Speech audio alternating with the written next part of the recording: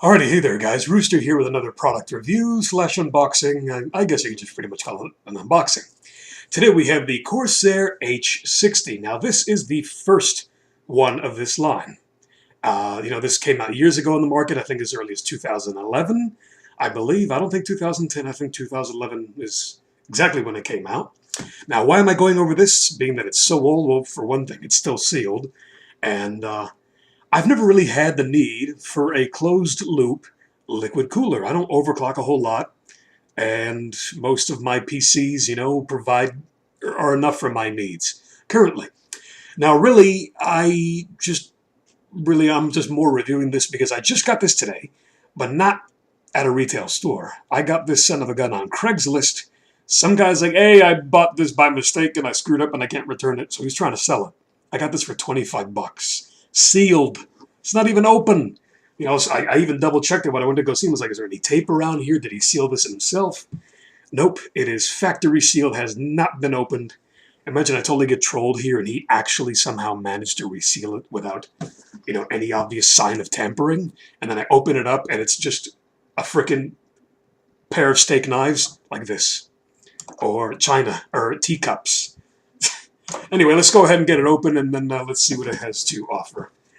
Mainly, this is a great stock cooler replacement, but more than likely, the only real reason you would need a closed loop liquid cooler like this is for, well, more silent operation and for more overclocking headroom, because you're not going to overclock much on a stock fan. Most of the time you won't, and even if you do, it's probably going to get really noisy, unless you really don't care about noise. Now, yeah, see, this is very early on. It doesn't have 1150 on here for the socket. FM1, see, it doesn't even have the APU sockets yet, because they weren't out. But all the AMD sockets will be supported by this. You might as well go for the second revision, if you will, of the H60, which comes with a better fan, which is more... built for static pressure versus the one that this one comes with. So anyway, yeah, 775, 1155, 1156, 1366, 2011, and most of the AMD, no, not most, but all AMD sockets, because they all have the same mounting system. So yep, here you can see a little comparison of, you can barely see it, but blue means good, red means bad. The red is with a stock fan. They're just saying fail, because more than likely, if you want to overclock, your stock fan is not going to cut it. So you want something like this. Let's go ahead and just jump into this because, as I said, this is fairly old. Everyone already pretty much knows what this is and the point of it is, but for those of you that don't know, that's why you're watching this video. I'm totally not going to edit this. That's why it's on the webcam, because I'm lazy. And I have a sudden stomach pain for no reason. Ouch. Ow. Ow. Trying to ignore it. Alrighty, yeah, it comes with a 120 millimeter fan. The radiator on this is actually fairly thin. It's not a thick-walled radiator. It's not a very deep one at that. So you will be losing some cooling and performance potential there. But again, I got this for 25 bucks on Craigslist. I'm not going to complain. I believe they still sell this first installment of the H60, with the black fan, and, I think the pump in this one looks a little different too compared to the new one that's out. Wow, crap, I forgot what I was going to say. I don't know, let's just open the damn box. I'm really tired. I've been up since about 5 a.m., so what the hell? How do you... Oh, it opens from the... What? What?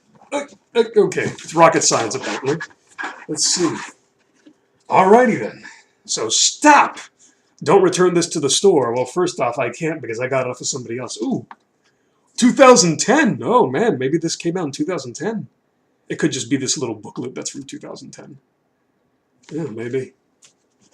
Okay, you get your little manual here. It's going to give you all your information on how to install things. You get the lighting there. There we go.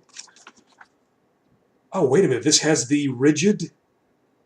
let's see. Now, I'm pretty sure this comes with the tubes for the liquid. Okay, yeah, it's kind of ribbed. Okay.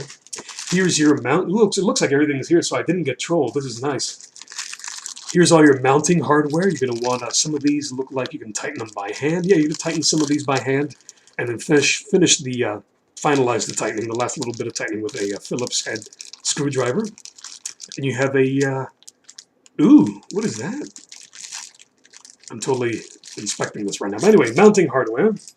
Let's go ahead and, yeah, that's pretty much it. Looks like the rest of it just pops right on out.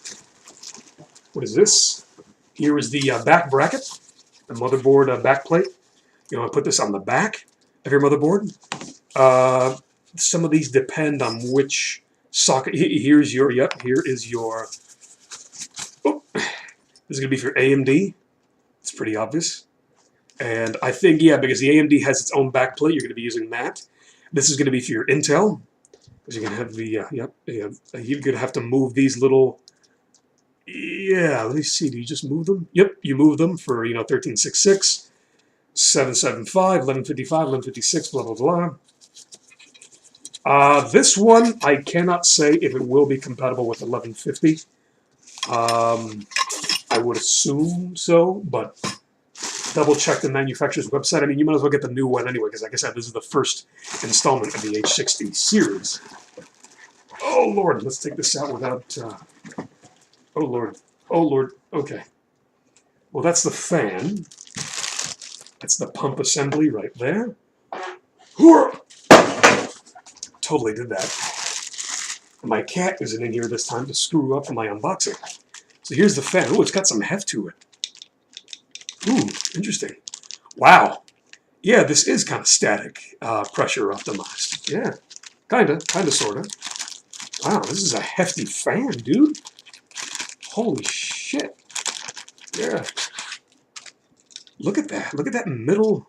Look at that motor in there, man. Look at the size of this. This is going to allow less air to get through here because you have less, I don't want to say surface areas. That's not necessarily what I mean. But you're going to be pushing less air because this middle portion with the motor in there is huge. That's probably where all the heft is coming from. I wonder how many RPMs this is. I would assume 2,000, but more than likely it's something along 1,400 or 1,500. I didn't actually check the box. Now let's go ahead and check out the pump assembly. And there it is. Look at that. This baby has not been taken out. There it is. Pre-applied thermal interface material, if you want to use the textbook term for that. But that's your thermal paste. Usually that's fairly good. You can stick with this. If maybe you want to get a couple more degrees in less, or a couple few degrees better in the performance, you might want to put some Arctic Silver thermal paste to replace it.